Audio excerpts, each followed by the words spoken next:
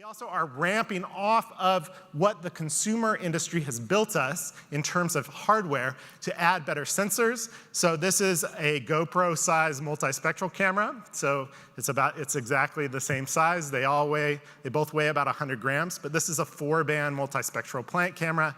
Instead of having red, green, blue color, we have different bands that plants care about, right? So we can measure red edge, near infrared, and we can mount this to a drone and we can fly our fields every single day if we want to, throughout the entire growing season. And I can capture imagery down to about a centimeter scale resolution depending on how high I fly. And so what that allows us to do is we can create amazing maps, and we can do things like plant indices, we can do our prescription maps, we can do stand counts, we can input it into our management software, we can, there's all sorts of different applications that people are really excited about and what they can talk about. And that comes at this super innovative time within ag, right? The digitization of agriculture.